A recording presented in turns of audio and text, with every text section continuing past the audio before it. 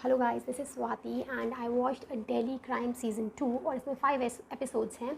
जो first 3 episode हैं इसमें जो क्राइम के बेसिस पे जो प्राइमल सस्पेक्ट्स होते हैं उनकी जो पर्सपेक्टिव है वो दिखाया गया है। उनका दोनों पक्षों से, पुलिस के पक्ष से और जो एक्यूज्ड होते हैं यानी जो सस्पेक्टेड होते हैं लोग, उनके पक्ष से भी दिखाया गया है। और किस तरीके से वो DNTs जो होते हैं, डी नोटिफाइड ट्राइब्स जो होती हैं, ब्रिटिशर्स के टाइम पर्टिकुलर जो ट्राइब्स होती थी उनको क्रिमिनल ट्राइब घोषित कर दिया गया था और आज़ादी के बाद भी उनको इसी टैगिंग के साथ जीना पड़ा था। 1952 में वो शायद जो उनकी टैगिंग थी वो हटाई गई थी, बट स्टिल क्योंकि उनका बहुत ज़्यादा डेवलपमेंट नहीं हुआ है और कुछ लोग निकल गए हैं उस चीज़ से, लेकिन स्टिल बहुत गरीब तबका है उस ट्राइब्स में। तो जब भी कोई क्राइम, और वो दिल्ली में रहते हैं एक स्लम एरिया टाइप में, और जब भी कोई क्राइम होता है, कमिट होता है, तो वो प्राइम सस्पेक्ट होते हैं। यहाँ पर मुझे जो ब्लैक लाइव्स मैटर वाली चीज़ है वो समझ में आती है। जिस तरीके से जब भी कोई क्राइम होता है तो वही सस्पेक्ट होते हैं, ब्लैक पीपल। और देखिए बहुत सारे लोग इसमें हर पक्ष से दिखाया गया, यही नहीं दिखाया गया है कि पुलिस ही बस गलत सस्पेक्ट करती है और उनको जाके परेशान करने लगती है और वो बहुत सीधे लोग हैं, ऐसा नहीं है। इसमें पुलिस का पक्ष दिखाया गया क्योंकि वो लोग क्राइम्स करते हैं, गरीब तबका है और उनको कोई और सोर्स नहीं मिलता है, या कहें तो इतने थोड़े बहक जाते हैं वो लोग। और क्योंकि देखिए दिल्ली जैसे शहर में बहुत इकोनॉमिक डिस्पैरिटी है।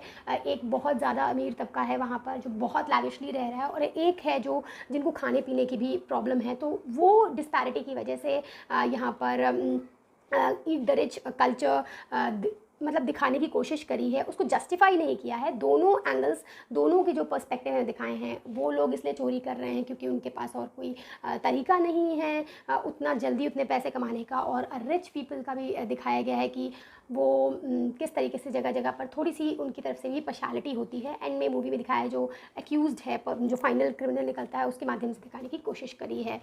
तो वो DNT की जो फर्स्ट 3 एपिसोड थे उनका दिखाया है कि उनको ही लोग सबसे पहले सस्पेक्ट करते हैं। और उसमें ये भी बोला गया है, once a criminal will always be a criminal. तो क्या ऐसा है कि अगर उनके ऊपर ये टैगिंग लगी थी तो क्या अभी तक वही इस चीज़ को करे, जब भी है उन्हीं को पकड़ा जाए हमेशा?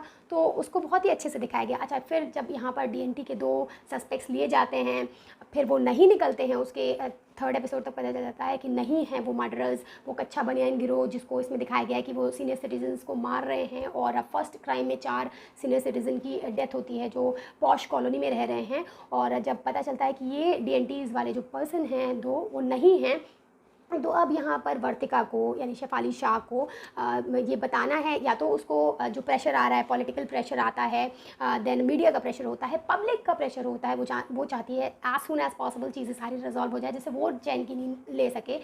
तो अब यहाँ पर प्रेशर है उसके ऊपर, और वो क्या बस फेस देने के लिए इन दोनों को उसमें भाड़ में जिस हिसाब से कहें तो झोंक देगी। तो यहाँ पर उसको सही डिसीजन लेना होता है और यहाँ पर वो सही ही डिसीजन लेती हैं, जो बहुत अच्छा लगता है दिखने में। अब वो रूल आउट हो जाते हैं, फाइनल जो केस है और आगे बढ़ता है। अब यहाँ पर दूसरी चीज़ें रिवील होने लगती हैं कि कौन हो सकता है, और बहुत ही प्लानिंग से मर्डर्स किए गए थे उसमें, और कुछ लोग सस्पेक्ट्स पाए जाते हैं। और इन द एंड जो फाइनल एक्यूज़ मिलती है, इसमें लेडी एंटागनिस्ट दिखाई गई है। जिस तरीके से फर्स्ट सीज़न में जो विक्टिम थी, वो जिसके साथ इतना विभत्स चीज़ें हुई थी, वो एक लड़की थी।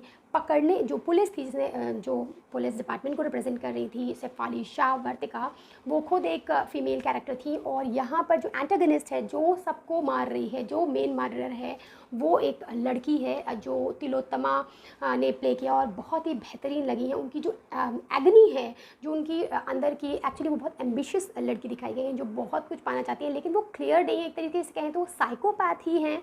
और जब उनसे इसका रीज़न पूछा जाता है तो वो बता भी नहीं पाती हैं एग्जैक्टली। तो बहुत ही पजल्ड सी दिखाई गई हैं, एक ग्रे जोन दिखाई गई है यहाँ पर। अगर आप कुछ पाना चाहते हैं, इसका मतलब ये नहीं है कि जिनके पास ये है और आपको लगता है कि वो उनको ऐसे ही मिल गया है तो आप उनको मारने लगेंगे। तो तिलोत्तमा ने बहुत अच्छे से उस चीज़ को दिखाया है, और वो दूसरों की आइडेंटिटी भी अपने ऊपर चिपकाए हुए हैं एक तरीके से, और कन्फ्यूजन सी कैरेक्टर हैं, और वो भी फीमेल दिखाई गई हैं। तो बहुत अच्छे से जितने भी फीमेल कैरेक्टर में शेड्स होते हैं उनको ये टीवी जो सीरीज़ है फर्स्ट सीज़न में भी और सेकंड सीज़न में भी रिप्रेजेंट करती है। और एंड में टीवी सीरीज़ में वही मैसेज आता है कि हम जब तक साइकोलॉजी नहीं समझेंगे क्रिमिनल्स की कि वो क्या सोचते हैं, तब तक हम फ्यूचर क्राइम्स नहीं रोक पाएंगे। और बहुत सारे अनआंसर्ड क्वेश्चन छोड़ती है जो हमें खुद डिसाइड करना है कि एक्टिंग तो इसकी बैकबोन है ही है पूरी सीरीज़ की।